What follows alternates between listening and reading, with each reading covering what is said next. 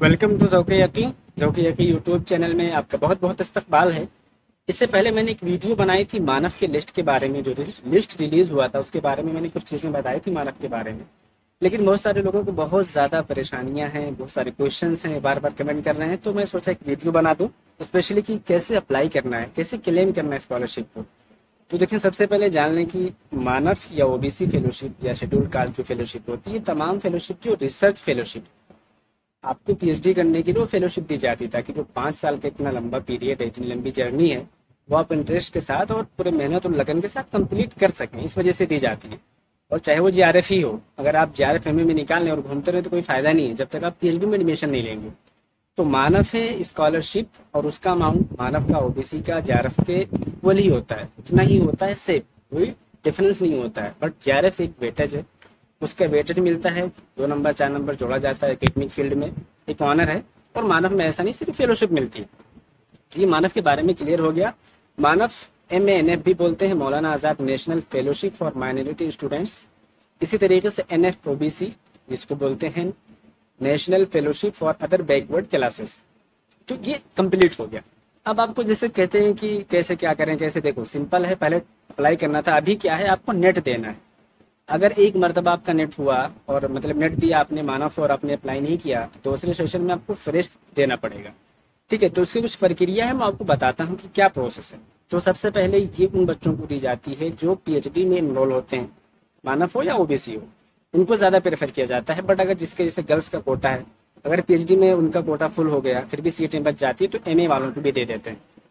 अब यहाँ पर बहुत सारे लोग परेशान हैं कि क्या वैलिडिटी है, कैसे है, क्या है, सब देखो सही से इस बात को समझो कि आप अगर एमए में, तो आपको 3 साल का वक्त होता है, चाहे जेआरएफ हो या एमए हो, मतलब मानव की भी स्कॉलरशिप हो या जेआरएफ की स्कॉलरशिप हो। अगर आप एमए पास आउट हैं, पीएचडी में कहीं इनरोल नहीं है, आपका जेआरएफ होता है या मानव होता है, तो आपको 3 साल का वक्त मिलता है अप्लाई करने का, क्लेम करने का। कहीं भी आप पीएचडी में एडमिशन लेके उसको क्लेम कर दें। बट अगर आप पीएचडी में इनरोल हैं तो आपको 3 महीने का वक्त मिलता है। ठीक है, अब बहुत सारे लोग यहाँ पर परेशान हैं जो एमफिल में है बेचारे, क्योंकि एमफिल में अगर आपने अप्लाई किया, फिर एमफिल आपने जमा किया, फिर 1 साल तक आपको फेलोशिप मिलेगी और 1 साल के अंदर ही आपको फिर पीएचडी में एडमिशन लेना पड़ेगा। अगर आपने 1 साल के अंदर नहीं लिया तो आपकी स्कॉलरशिप लैप्स कर जाएगी, खराब हो जाएगी। ठीक है, तो अब बहुत सारे लोग परेशान है कि कितनी वैलिडिटी मिलेगी हमको, कितना टाइम मिलेगा, कब तक हमें करना है, कैसे करना है। भाई घबराओ मत, सिंपल सा तरीका। मैं यूजीसी ऑफिस पे गया था, पूछ के आया सारी चीजें, मुझे बहुत सारी चीजें पता थी, लेकिन आप लोग इतना ज्यादा कमेंट कर रहे थे, मैं सोचा एक बार क्लियर कर लूं। उसने भी यही कहा है कि देखो, इस तरह से आपको परेशान होने से मैं कोई चीज बताऊंगा नहीं, किसी को भी नहीं, क्योंकि ये चीज आपके अवार्ड लेटर पे लिखी रहती है। ये चीज आपके अवार्ड लेटर पे लिखी रहेगी, आपको कब तक और कैसे अप्लाई करना है। अब जैसे बात रही कि पीएचडी वालों को देते हैं, तो जो बंदे एनरोल हैं उनको पीएचडी में नहीं मिला, नहीं। जब आप फॉर्म फिल करते हैं यूजीसी नेट जेआरएफ का, उस वक्त आपका पीएचडी में एनरोल होना जरूरी होता है। वहां आप पीएचडी परसुइंग लिखोगे, तब वो पता चलेगा कि आप पीएचडी में एनरोल हैं। आपने फॉर्म भर दिया, आप एनरोल नहीं थे, फिर आपका 1 महीने बाद एडमिशन कहीं हो गया, तो आपको पीएचडी में कंसिडर नहीं किया जाएगा, क्योंकि उसको नहीं पता ना कि आप पीएचडी में हो, तो फिर आपको कैसे मिलेगा। तो ये जरूरी है कि आप पीएचडी में रहें, एनरोल रहें। जो इनरोल्ड स्टूडेंट्स होते हैं ज्यादातर उन्हीं को प्रेफर किया जाता है। हाँ, अगर सीटें बच जाती है दूसरों को भी ऑफर किया जाता है। और इसकी एज लिमिट के बारे में लोग काफी ज्यादा कंफ्यूज हैं कि इसकी एज लिमिट क्या हो सकती है। देखो सिंपल सी बात है, जो नेट देते हैं उन्हें ही मानव और ओबीसी मिलती है, तो नेट की जो एज होगी सिंपल इसकी भी एज होगी। हाँ, अगर जैसे कोई एमए में था और वो दे चुका है, उसका मानव हो गया है, तो उसके 2 साल या अभी 3 साल नहीं हुए तो अप्लाई कर सकता है, फिर उसका एज मैटर नहीं करता है। लेकिन आपको मानव लेने के लिए अगर नहीं है तो आपको नेट देना पड़ेगा। और नेट की जो एज है 1/8/2021 के नोटिस के मुताबिक, यहाँ से आप देख सकते हो, उसमें साफ साफ लिखा हुआ है नॉट मोर देन 31 ईयर्स, और उस पर लिखा है कि ये जो है applicable for the current examination only. तो आप जब नेट देने जाएं उस वक्त अपना चेक कर लें कि एज लिमिट क्या है। ओबीसी वालों के लिए किसी लिए सर्कुलर डिफर हो सकती है, यहाँ से आप नोटिस पूरा पढ़ लें। एक जनरल सी बात जो लिखी है, जनरल की 31 है, बाकी लोगों के लिए कुछ छूट है, यहाँ से देख सकते हैं आप। ठीक है, तो आप जब नेट देंगे तभी आपका मानव होगा, तो जो नेट की एज लिमिट है वही मानव की हो जाएगी। ठीक है, ये सारी चीजें अब कंप्लीट है। आपको अप्लाई कैसे करना है मैं एक वीडियो बना चुका हूँ, यहाँ से जाके देख ले। जेएनयू वालों को सेम यही अप्लाई करना है। हाँ, अब जो दूसरे लोग हैं वो अपनी यूनिवर्सिटी में जाके पता करें। मैं सारी यूनिवर्सिटी को तो नहीं बता सकता, लेकिन जो डॉक्यूमेंट्स लगते हैं और जो प्रोसेस होता है वो मैं बता सकता हूँ।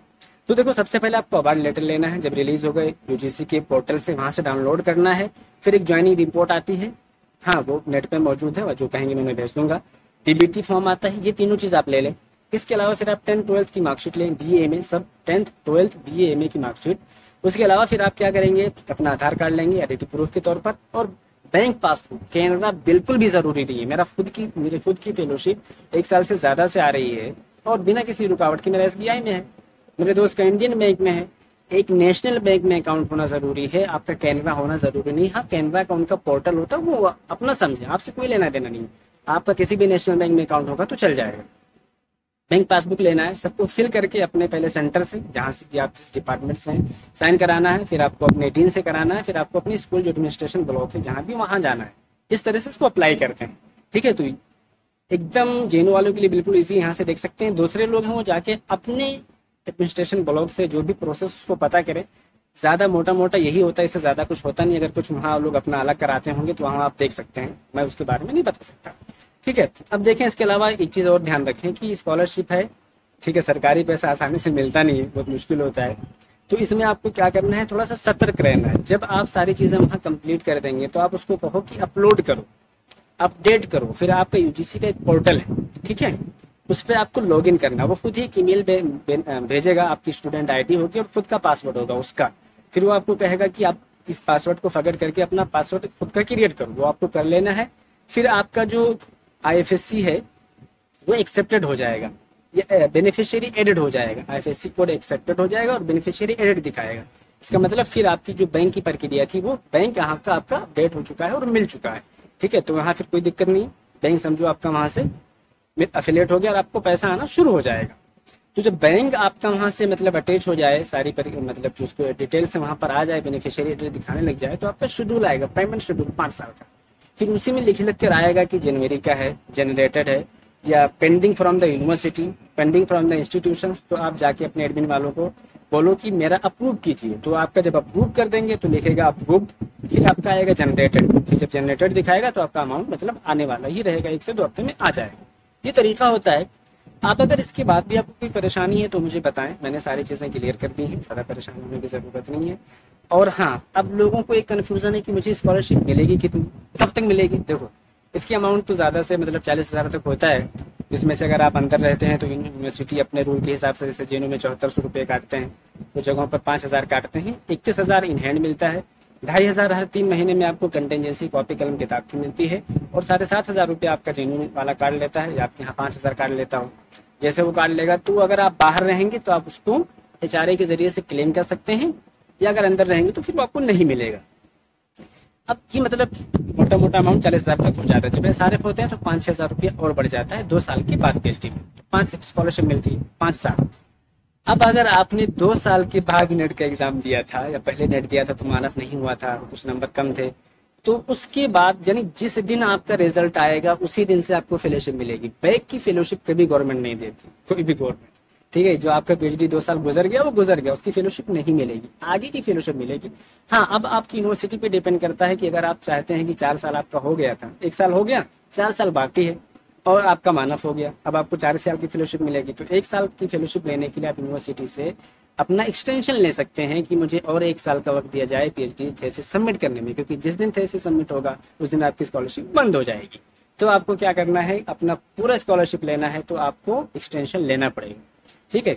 मिलेगी आपको 5 साल की, लेकिन जब तक आपको थीसिस सबमिट कर देंगे उसी वक्त तक मिलेगी। तो आप बैक की नहीं मिलेगी, ठीक है। तो अब आप सोचें कि मुझे कब से कैसे क्या करना है, वो आप सोचो, आपका कब हुआ है, कितना आप करोगे, टेंशन लोगे नहीं लोगे, आपके ऊपर डिपेंड करता है। बैक की नहीं मिलेगी, इतना ध्यान रखें बस। तो ये प्रक्रिया होती है। बाकी मेरे ख्याल से कोई चीज़ बची नहीं है, सारी चीज़ें क्लियर हैं। तो आप इस तरह से अपने मन में कोई भी चीज़ लगता है कि अभी भी क्लियर नहीं है तो कमेंट कर देना, मैं बता दूंगा। घबराने की कोई ज़रूरत नहीं है, ठीक है। आपका जो अवार्ड लेटर आएगा उस पर सारी चीज़ें लिखी रहेंगी, आप वहाँ से क्लेम कर सकते हैं। आप कैटेगरी है, आपकी कोई कैटेगरी है तो उसी की सर्टिफिकेट लगेगी। भाई कोई एक्स्ट्रा आपको डॉक्यूमेंट प्रोड्यूस करने की ज़रूरत नहीं है, तो टेंशन मत लें, अवार्ड का इंतजार करें। मैंने बात की थी तो उन्होंने कहा था कि यूजीसी में मानव वाले सेक्शन में जाके 07 नंबर में, तो उन्होंने कहा था कि 1 हफ्ते में आ जाएगा। तो मे भी 1 हफ्ते में आ जाए, फिर आप अप्लाई करें। अगर इसके अलावा भी आपको कोई क्वेरी या कोई क्वेश्चन रह जाता है तो बता देना कमेंट में। I am always ready to help you. Thank you, all the best, thanks for watching.